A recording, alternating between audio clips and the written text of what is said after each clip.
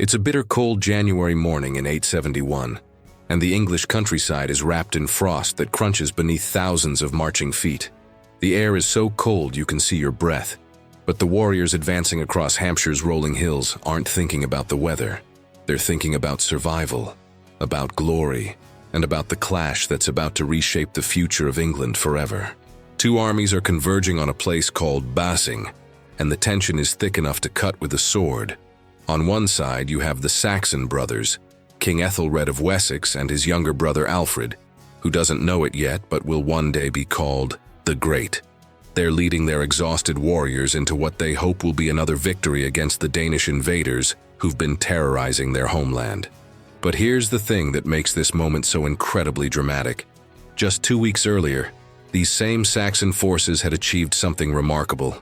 They'd actually beaten the Vikings at a place called Ashdown, dealing the fierce Danes their first real defeat in months. Imagine the confidence surging through the Saxon ranks after that victory. They'd proven the seemingly invincible Norsemen could bleed and fall just like anyone else. Yet as they march toward Basing on this freezing January day, there's an underlying current of dread. The Vikings aren't the type to simply accept defeat and sail home. These are warriors who've spent years perfecting the art of warfare, men who've sailed across treacherous seas and conquered lands from Ireland to the Mediterranean.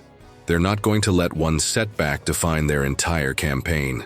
The Danish army waiting at Basing represents everything terrifying about the Viking Age. These aren't just raiders looking for quick plunder.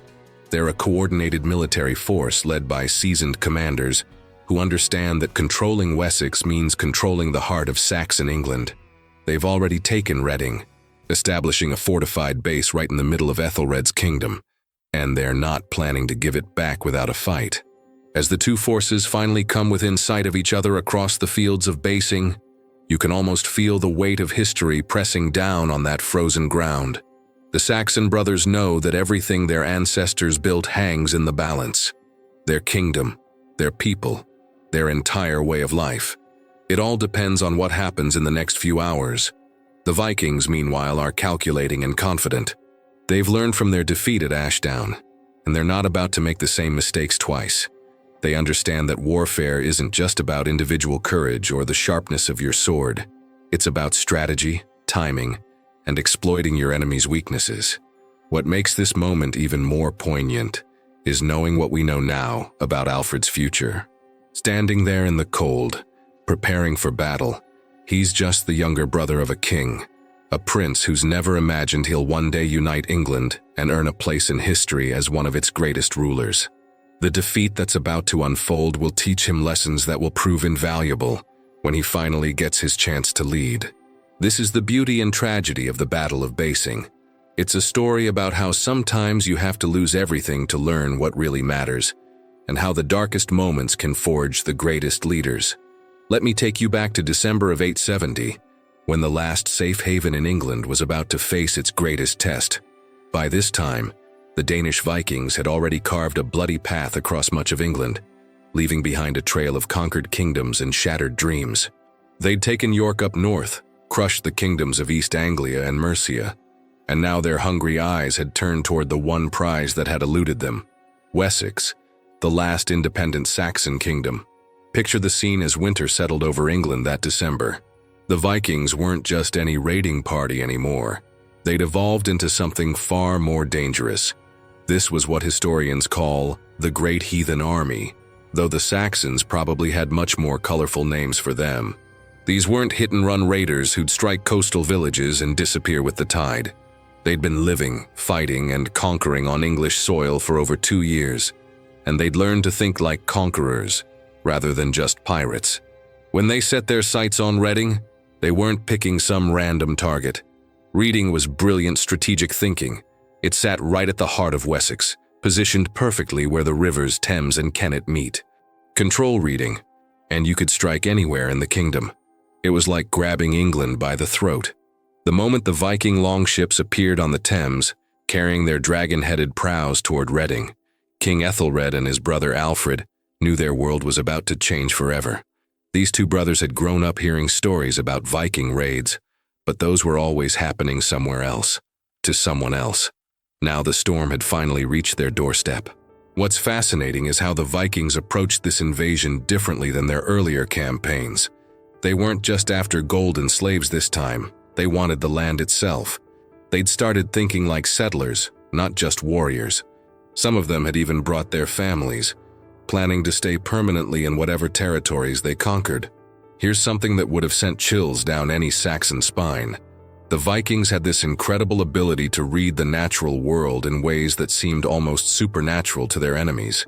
They used ravens to navigate the seas, watching how these intelligent birds flew to find land when storms obscured their vision. These same black-winged creatures were now circling over Wessex, and every Saxon who saw them knew what it meant. Ravens were Odin's messengers, and their presence was like a declaration that the Norse gods themselves were marching with the Danish army. The psychological warfare was just as important as the physical invasion. Imagine being a Saxon farmer or merchant in Reading when those longships appeared. You'd heard the stories from refugees fleeing other kingdoms, tales of entire cities burned, of people sold into slavery, of ancient Saxon bloodlines ended forever. Now those same terrifying warriors were setting up camp in your hometown. For Æthelred and Alfred, this wasn't just about military strategy. It was deeply personal. Wessex was their ancestral homeland, built by their great-great-grandfather Cerdic almost 4 centuries earlier. Every field, every village, every stone church represented generations of their family's legacy. They weren't just kings defending territory. They were sons fighting for their inheritance. The brothers faced an impossible choice that December. Do you meet the Vikings head-on when they're fresh and at full strength? Or do you let them establish themselves and grow stronger while you try to gather more allies? Either path was a gamble with the kingdom's survival as the stakes. What made the situation even more desperate was that the Vikings were learning from every battle. They'd adapted their tactics to English conditions, figured out how to use English rivers for transportation, and even started recruiting Saxon allies who saw the writing on the wall and chose to join the winning side rather than fight a hopeless cause. As 870 came to a close and the new year approached, the stage was set for a series of battles that would determine whether Saxon England would survive or disappear forever into the Viking Age. January 8th, 871 dawned crisp and clear over the Berkshire Downs, and for the first time in months, something magical was about to happen for the Saxon cause. This was the day when everything seemed possible again, when 2 brothers would prove that Vikings could bleed just like anyone else, and when a young prince named Alfred would show the world a glimpse of the tactical genius that would one day make him great. Picture the scene as the Saxon army climbed the slopes of Ashdown Ridge in the early morning light. These men had been living with defeat and fear for weeks, watching their kingdom slowly crumble under the Viking onslaught. Many of them probably woke up that morning thinking they were marching toward another hopeless battle, another day when they'd watch their friends die while the Danish warriors seemed unstoppable. But Alfred had been thinking, studying, watching. While his older brother Æthelred handled the politics and diplomacy of being king, Alfred had been obsessing over military tactics. He'd noticed something crucial about how the Vikings fought. They were incredibly disciplined when everything went according to plan. But what happened when you threw their careful formations into chaos? The Danish army had positioned themselves perfectly on the high ground, just like they always did. They had 2 divisions, one led by the Danish kings Bagsekk and Halfdan, and another commanded by the Jarls, the Viking nobles who'd become wealthy and powerful through years of successful raiding. It was a formidable force that had crushed every Saxon army it had faced. Here's where the story gets really interesting. As the 2 armies prepared for battle, King Æthelred was still in his tent, hearing mass and praying for divine guidance. This wasn't unusual. Saxon kings often sought spiritual preparation before major battles. But time was running out, and Alfred could see the perfect moment slipping away. This is when Alfred made the decision that would change everything. Instead of waiting for his brother, he took command and ordered the Saxon charge. It was a breathtakingly bold move, a prince essentially overruling his king in the middle of a battle. But Alfred had spotted something the Vikings hadn't expected. The Saxons could use the slope of the hill to build momentum for a devastating uphill charge. The moment when the Saxon war cry rang out across Ashdown must have been electrifying. After months of retreating and losing, Here were the English warriors charging straight into the teeth of the supposedly invincible Viking army. The psychological impact was enormous, not just on the Saxons who suddenly remembered they could fight back, but on the Danes who for the first time faced an enemy that wasn't afraid of them. The battle was fierce and personal. This wasn't fought with arrows from a distance or fancy cavalry maneuvers. This was shield wall against shield wall, sword against axe, with men looking into each other's eyes as they fought for their lives. The Saxons fought with the desperation of people defending their homeland, while the Vikings fought with the confidence of warriors who'd never known defeat. But something beautiful happened that day.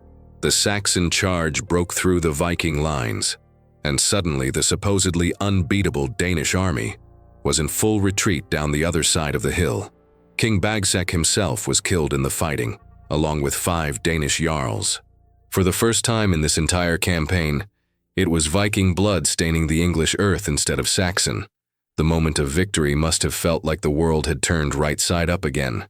Saxon warriors who'd been running from Vikings for months were now chasing them across the countryside.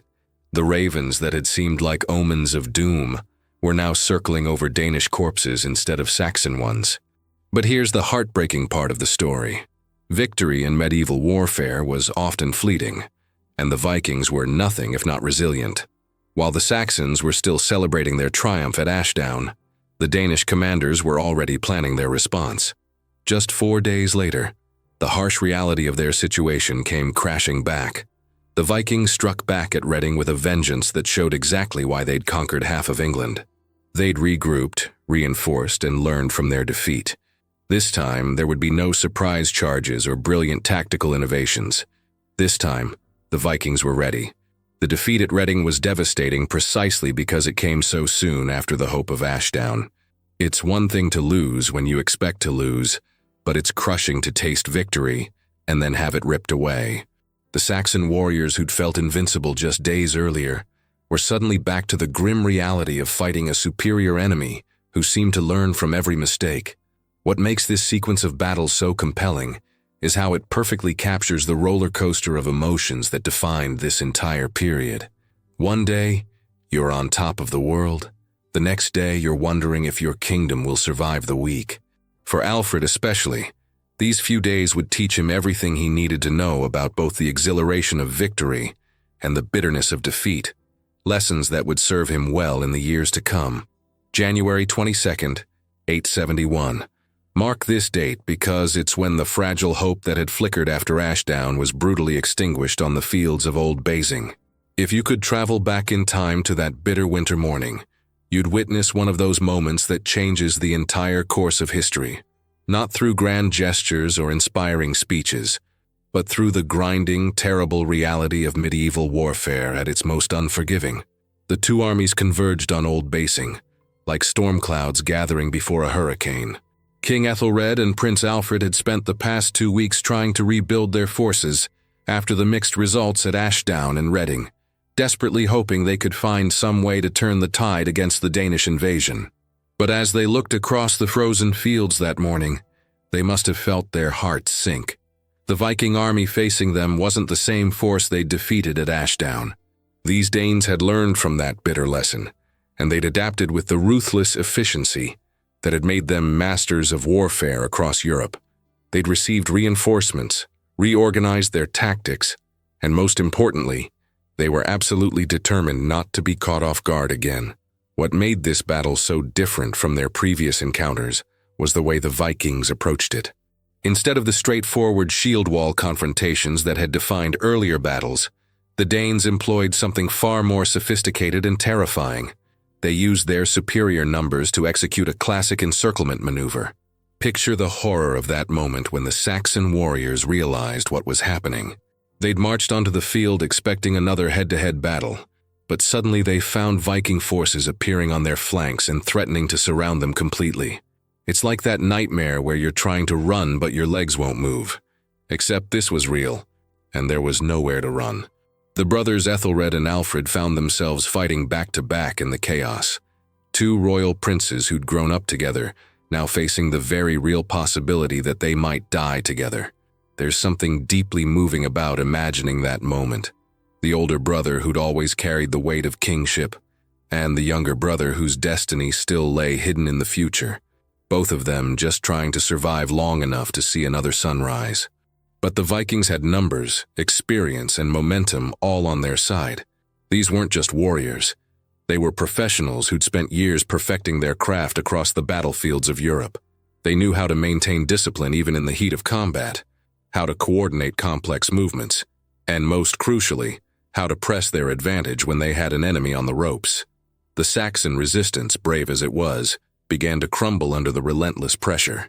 Warriors who'd stood firm at Ashdown found themselves overwhelmed by enemies attacking from multiple directions. The carefully maintained shield walls that were the foundation of Saxon military tactics started to break apart as men were forced to defend themselves individually rather than as a coordinated unit. What makes this battle even more poignant is knowing that among the Saxon forces was a remarkable figure named Bishop Heahmund of Sherborne. Now, Heahmund wasn't your typical medieval clergyman who stayed safely behind the lines blessing weapons and tending to the wounded. This was a warrior priest, a man who believed that God's work sometimes required a sword as much as a prayer book. Heahmund had fought alongside the royal brothers in previous battles, and his presence on the battlefield represented something important about Saxon society, the idea that defending your people was a sacred duty that transcended normal social roles. Bishops might normally spend their time copying manuscripts and conducting services, but when your kingdom is under existential threat, everyone who can hold a weapon becomes a warrior. The bishop would survive basing, but his story helps us understand just how desperate things had become for the Saxon cause. When men of God are picking up swords and charging into battle, you know your civilization is fighting for its very survival. As the day wore on and the Saxon position became increasingly hopeless, the full scope of the disaster became clear. This wasn't just a military defeat. It was a catastrophe that would reshape the balance of power in England. The Vikings had proven they could adapt, learn, and overcome even when faced with determined Saxon resistance. The retreat from Basing must have been one of the darkest moments in Saxon history. Picture the surviving warriors, bloodied and exhausted, looking back at the field where so many of their comrades lay dead. The Vikings had earned their fearsome reputation as the Wolves of the North, a nickname the Saxons used that perfectly captured both their predatory nature and their pack-like coordination in battle. For Alfred especially, this defeat would burn itself into his memory. Years later, when he finally got his chance to lead England, the lessons learned in this bitter defeat would inform every decision he made about military strategy and kingdom defense. And speaking of warriors and leaders, I'm curious about something. Who do you think was the greatest warrior of this era? Was it Alfred, who would eventually earn the title the Great through his victories over these same Vikings? Or was it one of the Danish leaders who seemed unstoppable during these early campaigns? Drop your thoughts in the comments below. And don't forget to hit that like button and subscribe to the Medieval Archives for more deep dives into the battles that shaped our world. The weeks following Basing were some of the darkest in Saxon history, filled with a grief that went far deeper than military defeat. The Saxon army had limped away from that blood-soaked field, carrying not just their wounded, but the terrible knowledge that their kingdom was slipping away from them one battle at a time. And nowhere was this burden heavier than on the shoulders of King Æthelred himself. Picture the royal court in those grim weeks of early 871. The king who had once seemed so strong and confident was now a shadow of his former self. Whether it was wounds sustained at Basing or simply the crushing weight of watching his kingdom crumble, Æthelred was clearly a man whose time was running out. The chroniclers of the time don't give us all the details, but they paint a picture of a king struggling with both physical and spiritual anguish. What makes this period so heartbreaking is imagining the conversations between the two brothers during those final weeks. Æthelred had been the steady, reliable older brother who'd always carried the burden of kingship, while Alfred was free to pursue his love of learning and military strategy. Now, as the older brother's strength failed, both men must have realized that the crown was about to pass to someone who'd never expected to wear it. Alfred wasn't supposed to be king. In the normal course of events, Æthelred's young sons would have inherited the throne when their father died. But these weren't normal times. With Viking armies controlling huge swaths of England and threatening to overrun Wessex itself, the kingdom needed a war leader, not a child who'd need years to grow into the role. When Easter came on April 15th that year, it brought both religious significance and personal tragedy. Shortly after the holiest day in the Christian calendar, King Æthelred breathed his last, possibly succumbing to wounds that had been slowly killing him since Basing. The timing seems almost symbolic. Death and resurrection, endings and new beginnings, all wrapped up in the turning of the seasons from winter to spring. The moment Alfred accepted the crown, he inherited what might have been the most impossible situation any king had ever faced. Let's put this in perspective. Most of England was already under Viking control. The Danish armies had proven they could adapt to Saxon tactics and overcome even determined resistance. The royal treasury was probably nearly empty from funding constant warfare. Many Saxon nobles were starting to wonder if it might be better to make peace with the Vikings rather than fight a war they seemed destined to lose. And yet something remarkable happened in that moment when the crown passed to Alfred. Instead of despair, instead of surrender, this 22-year-old prince who'd just watched his older brother die looked at his shattered kingdom and saw possibility where others saw only ruin.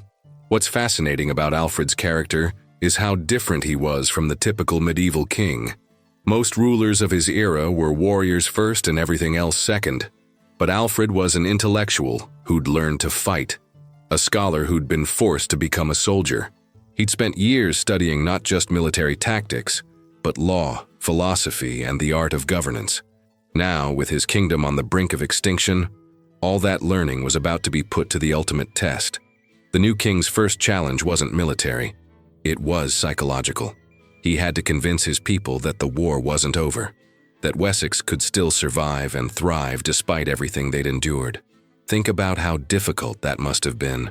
These people had watched their armies defeated repeatedly, seen their king die possibly from battle wounds, and witnessed Viking forces seemingly grow stronger with each passing month. But Alfred understood something crucial that many of his predecessors had missed. This wasn't just a war between armies.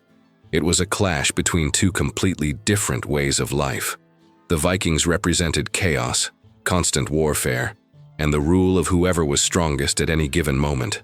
The Saxon kingdoms, for all their flaws, offered something different: law, stability, and the idea that society could be organized around principles rather than just power.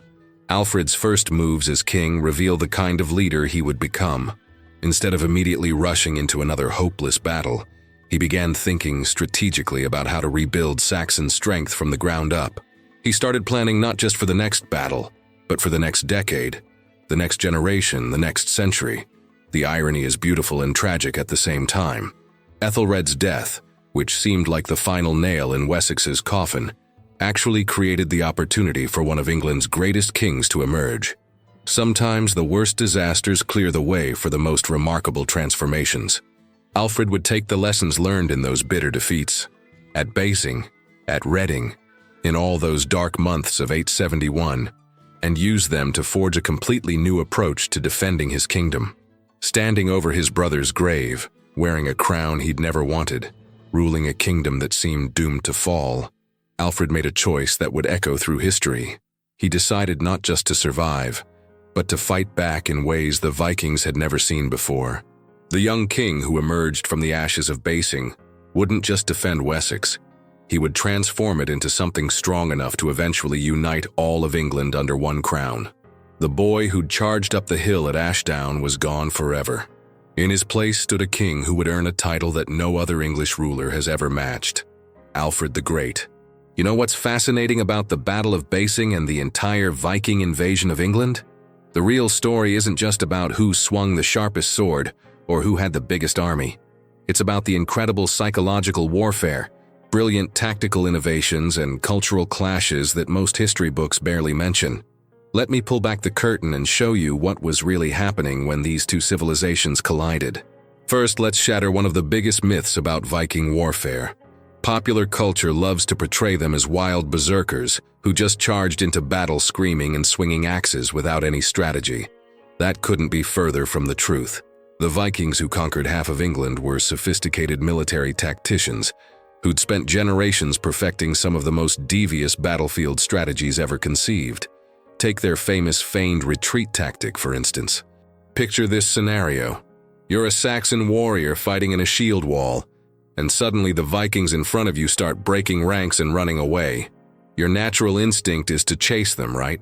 That's exactly what they're counting on.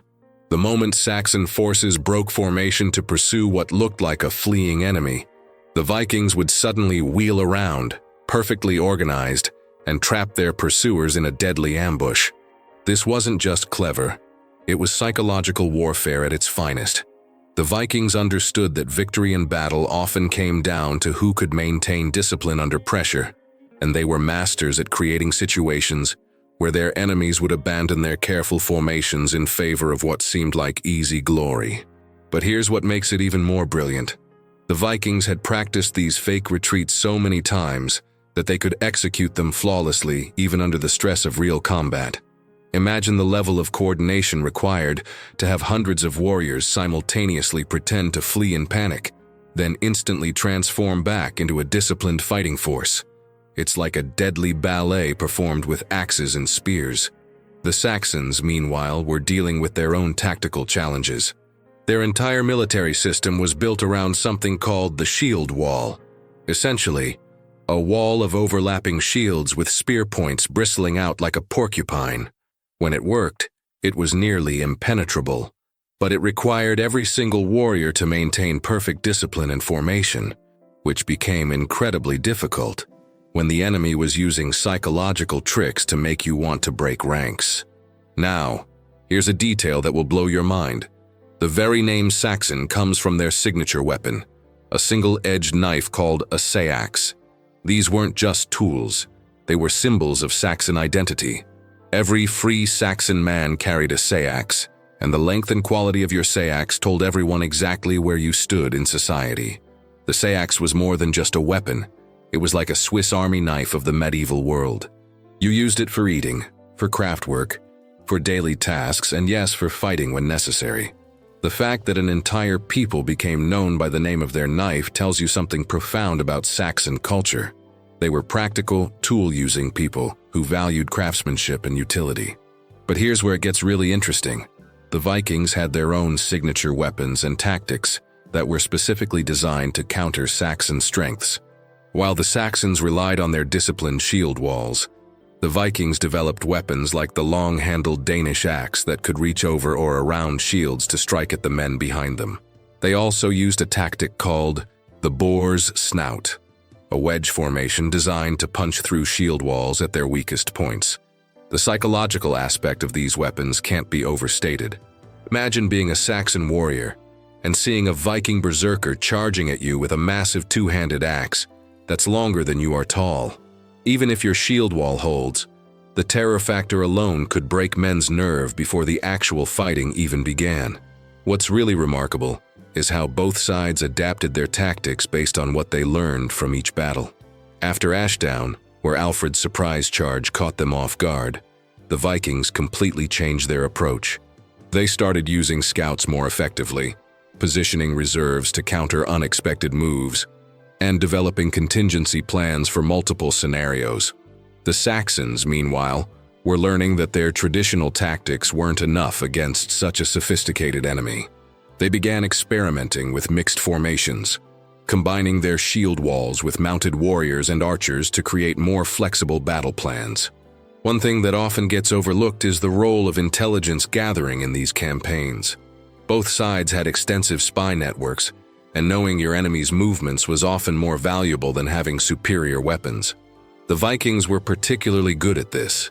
They'd been traders and explorers for generations, so they had contacts and informants throughout Europe who could provide crucial information about Saxon plans and resources.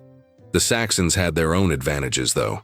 Fighting on home ground meant they knew every hill, every river crossing, every place where an army could camp or find supplies. They could use local knowledge to set up ambushes or choose battlefields that favored their fighting style. What emerges from all this is a picture of warfare that was far more complex and sophisticated than most people imagine. These weren't just brutal slugging matches between primitive warriors. They were carefully orchestrated campaigns involving logistics, psychology, espionage, and tactical innovation at the highest levels. The Battle of Basing wasn't just won by the side with more warriors. It was won by the side that better understood how to use terrain, timing, and human psychology to create an advantage that no amount of individual courage could overcome. Sometimes the most important battles aren't the ones you win. They're the ones that teach you how to win everything that comes after. The Battle of Basing was exactly that kind of defeat for Alfred and the Saxon people. What looked like a catastrophe on that frozen January day in 871 was actually the crucible that would forge one of England's greatest kings. Think about it. If Alfred had never experienced the bitter taste of defeat at Basing, would he have developed the innovative military strategies that eventually drove the Vikings out of England?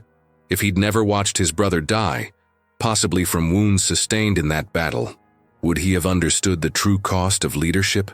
If Wessex had never been pushed to the absolute brink of extinction, would Alfred have found the motivation to completely revolutionize how Saxon kingdoms defended themselves?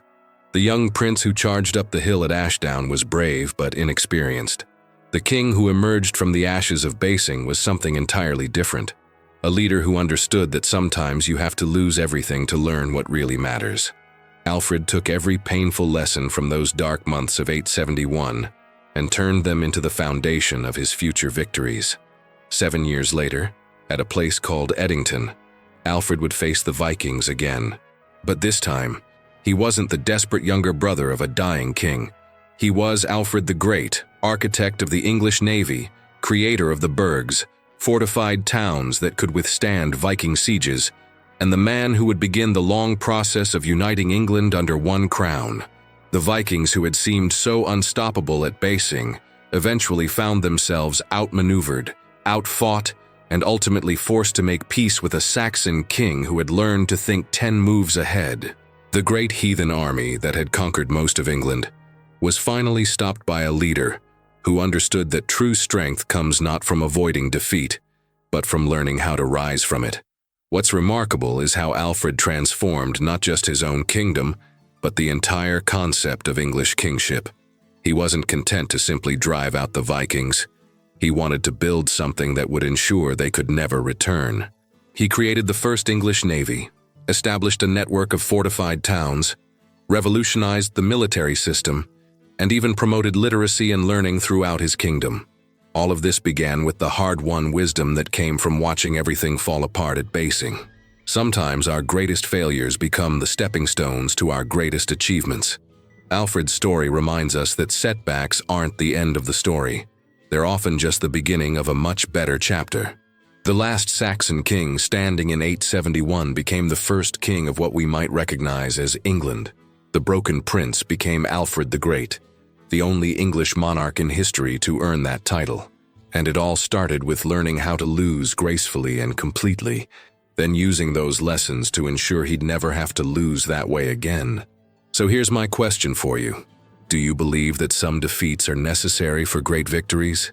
Have you ever experienced a setback that, looking back, actually prepared you for something better? Think about the times in your own life when failure taught you lessons that success never could. History shows us again and again that our lowest moments often plant the seeds of our greatest triumphs. The Battle of Basing wasn't just the end of one chapter in Saxon history. It was the prologue to one of the most remarkable comeback stories in all of medieval Europe.